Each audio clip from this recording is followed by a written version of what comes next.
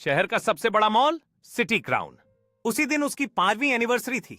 रोशनी से सजा मॉल दूर से ही चमक रहा था। 5 दोस्त अर्जुन, रोहित, कर्ण, समीरा और नेहा पार्टी के बाद वहीं का लेट नाइट मूवी शो देखने पहुंचे। मूवी खत्म होते होते रात के 8 बजे गए। थके हारे पांचों बाहर निकले, लेकिन देखा सारे गेट बंद थे। अरे ये क्या? नेहा घबराई। शायद गार्ड ने गलती से बंद कर दिया होगा। चलते हैं, ढूंढते हैं, अर्जुन बोला। मॉल अब भयानक लग रहा था। जहां कुछ देर पहले रोशनी और भीड़ थी, वहां अब अंधेरा और ठंडी हवा थी। एस्केलेटर बंद पड़े थे, दुकानों के शटर गिर चुके थे और ऊपर से लटकते गुब्बारे खुद ब खुद हिल रहे थे। यार ये सब अजीब नहीं लग रहा, समीरा फुसफुसाई। अचानक बच्चों की हंसी गूंजी। खिखिखी आवाज मॉल के ऊपर वाले फ्लोर से आई। चलो देखते हैं, करण बोला और सीढ़ियां चढ़ गया। बाकी सब भी पीछे पीछे गए। ऊपर जाकर देखा एक पुराना झूला हिल रहा था। उसके पास एक टूटी गुड़िया बैठी थी। गुड़िया के मुंह से अचानक आवाज निकली, तुम सब यहां फंस चुके हो। पांचों के चेहरे से हंसी गायब हो गई। वे तुरंत नीचे भागे गेट की ओर पहुंचे, मगर गेट अब अंदर से भी बंद था। रोहित ने धक्का दिया, मगर गेट हिला तक। अर्जुन ने फोन निकाला, नेटवर्क नहीं था। करीब ही पड़ा सिक्योरिटी फोन उठाया। लाइन पूरी डेढ़ थी। मॉल की लाइट्स टिमटिमाने लगीं। नेहा कांपते हुए बोली, हमें यहां से बाहर नहीं निकलना चाहिए था। दरवाजा अपने आप खुला।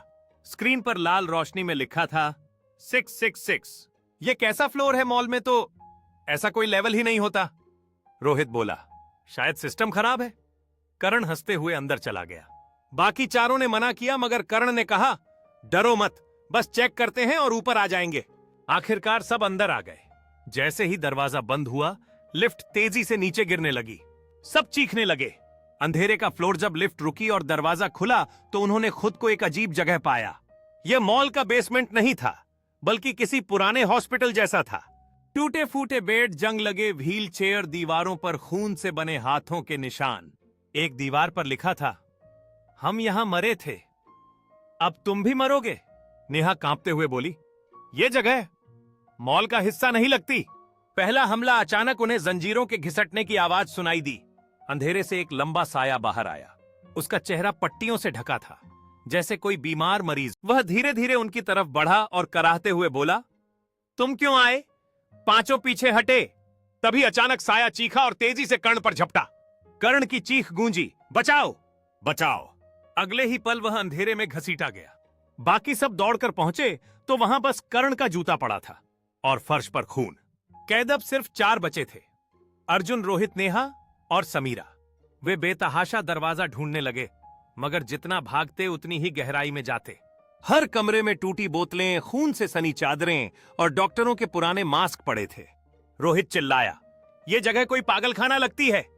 अर्जुन ने फुसफुसाया, शायद यही जमीन मॉल बनाने से पहले एक हॉस्पिटल हुआ करता था।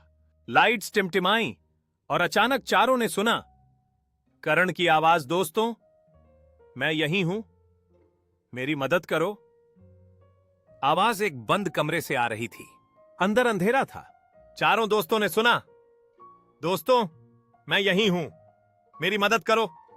नेहा दौड़ पड़ी और बंद कमरे का दरवाजा खोलने लगी। अर्जुन ने टॉर्च जलाई तो देखा कमरे के बीचों बीच एक लोहे की कुर्सी थी, जिस पर कोई बैठा था। कर्ण, समीरा चिल्लाई, लेकिन जैसे ही वे पास पहुंचे, कुर्सी पर बैठे इंसान का सिर घूम गया। वह कर्ण नहीं था, बल्कि सड़ागला मरीज, जिसकी आंखें गायब थीं और दांत बाहर निकले। वह हंसा और अचानक गायब हो गया। चारों चीखते हुए भाग निकले। आईनों का हॉल भागते भागते वे एक बड़े हॉल में पहुंचे। यह हॉल पूरा आईनों से भरा हुआ था। हर दीवार पर अलग-अलग आईने लगे थे। शायद यहां से कोई रास्ता मिलेगा, अर्जुन बोला। लेकिन जैसे ही उन्होंने आईनों में देखा, उनकी झलक सामान्य नहीं थी। हर आईने में वे अपनी मौत का रूप देख रहे थे। अर्जुन ने देखा उसका सिर आधा फट चुका है। नेहा ने खुद को जलती आग में तड़पते हुए देखा। समीरा ने देखा कि उसकी आंखें खून से बह रही हैं। रोहित ने देखा कि वह छत से लटका हुआ है। डरावना खेल नेहा चीखते हुए पीछे हटी और अचानक एक आईना टूटकर गिरा। गिरते ही हॉल से खून बहने लगा, जैसे दीवारों से लाल दरिया निकल आया हो। सब गिरते पड़ते दरवाजा ढूंढने लगे।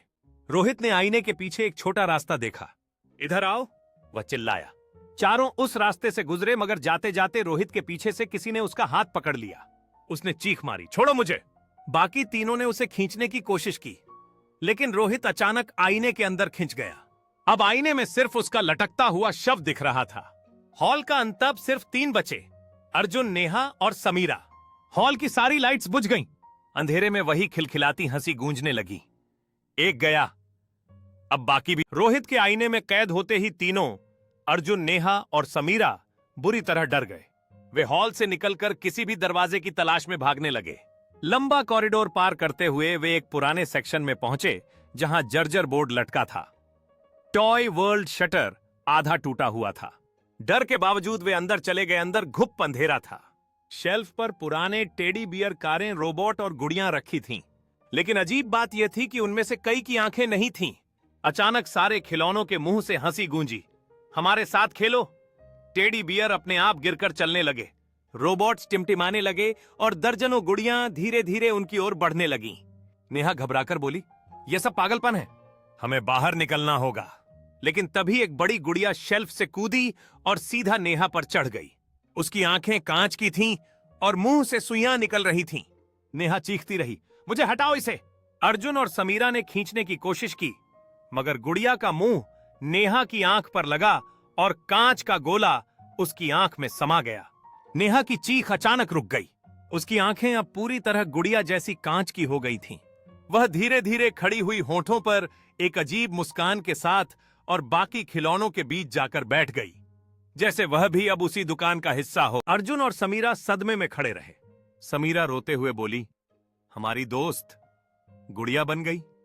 अर्जुन ने उसका हाथ पकड़ा, अगर हम अभी निकले नहीं तो अगली बारी हमारी है। लेकिन तभी दुकान के सारे खिलौनों ने मिलकर कहा, अब तुम दोनों भी हमारे साथ खेलोगे। अर्जुन और नेहा उस रहस्यमयी दरवाजे की तरफ दौड़े। पीछे खिलौनों की चीखें और हंसी गूंज रही थीं। जैसे ही वे अंदर गए, दरवाजा अपने आप बंद हो गया। कमरा बहुत पुराना और धूल से भरा था। चारों तरफ लोहे की अलमारियां और जंग लगे औजार पड़े थे। दीवार पर खून से लिखे शब्द थे, कोई यहां से जिंदा नहीं गया।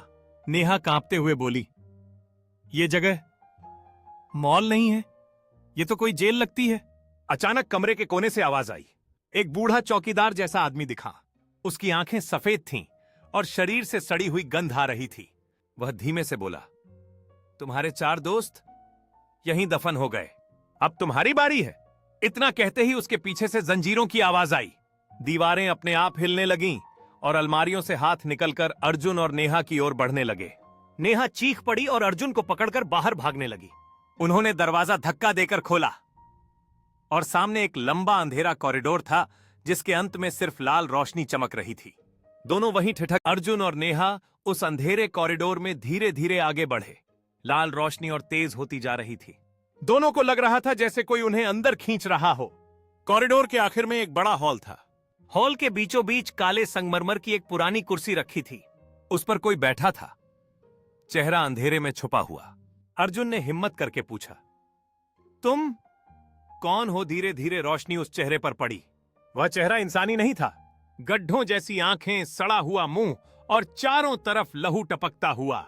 उसने डरावनी हंसी के साथ कहा, मैं इस जगह का मालिक हूं। जिसने यहां कदम रखा वो हमेशा यहीं रहता है।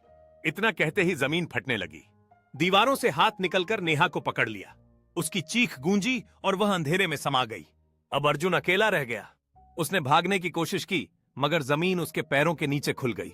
वह गहरे गड्ढे में गिरता चला गया। चारों तरफ सिर्फ आत्माओं की चीखें थीं। आखिरी बार उसने ऊपर देखा। मॉल का गेट उसके सामने था। बाहर सुबह की रोशनी झलक रही थी। लेकिन जैसे ही उसने बाहर निकलने की कोशिश की, गेट अचानक बंद हो गया और फिर सब कुछ अंधेरा। उस दिन के बाद न तो अर्जुन मिला न नेहा। मॉल अब भी खड़ा है। हर रात उसकी खिड़कियों से चीखें सुनाई देती हैं। कहते हैं जो भी वहां कदम रखता है वो कभी वापस